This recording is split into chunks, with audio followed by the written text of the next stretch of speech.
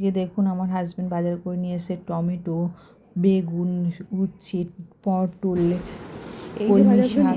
এবার বাজারগুলোকে ভালো করে দেখে বেছে নিয়ে তুলতে হবে। আমি আগে লঙ্কার ডাঁটিগুলোকে ছিঁড়ে নিচ্ছি। নিম পাতা বাটবো। এই দেখো আমি বাড়ছি নিম পাতা। নিম পাতাগুলো বেটে রাখতে হবে, অনেকগুলো নিয়ে এসছে, নষ্ট হয়ে যাবে। 1 নম্বর। 2 নম্বর হচ্ছে সবসময় তো নিম পাতা পাওয়া যায় না, আর নিম পাতাটা যদি বেটে রাখি পরে আমরা খেতে পারবো। জল থেকে তুলে নিয়ে জলের মধ্যে ধুয়ে নিতে হবে, তারপরে এরকমভাবে মারলেই চলে আসবে। কুচি কুচি নিম পাতাগুলো কালকে করা যাবে না, শনিবার পরশুদিন করলে পরে তারপর পুরো নষ্ট হয়ে যাবে। আমার সব হয়ে গেল নিম পাতাগুলো, আর ওগুলো ভাজার জন্য রেখে দিলাম। আমি কিছু এমনি ড্রাই শুকনো করে রেখে দেবো, কিছু বেটে রেখে দেবো। চলুন তবে এখন আমরা বাটা ড্রাই শুকনো করা সেগুলো দেখে নিই।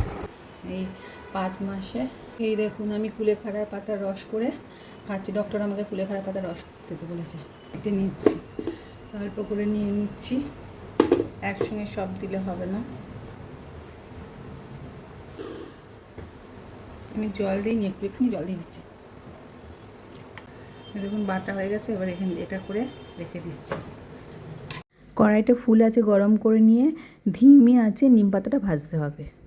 দেখুন এরকম করে ধিমি আঁচে নিম পাতাটাকে ভেজে নিতে হবে। এরকম করে মাঝে মাঝে এসে নাড়াতে হবে। হয়ে গেছে, এটা কুড়মুড়িয়ে উঠবে, দেখবেন গুঁড়ো হয়ে যাচ্ছে। এই যে আমি শুকনো আঁচ খোলায় করেছি এবং কম আঁচে দিয়েছি বলে এগুলো সবুজ সবুজ রয়েছে, নইলে যদি বেশি আঁচে দিতাম এগুলো কী বলুন তো কালো কালো হয়ে যেত। তাই আপনাদের বলছি কম আঁচে দিয়ে একটু কাজ করবেন, একটু এসে নাড়িয়ে যাবেন, এরকম করে করলে তবে এই নিম পাতাটা ভালো ভাজা হয়ে যায়, সবজি ভাবটাও থাকে আর নিম পাতার গুণটা থেকে যায়। সেই প্রসেসে ভেজেছি, সম্পূর্ণ গুঁড়ো হয়ে গেছে, প্লাস সবজি ভাবটাও রয়েছে। নিম পাতাটাকে ভাজলাম, ওইটুকুনি হয়ে গেছে, একদম অল্প।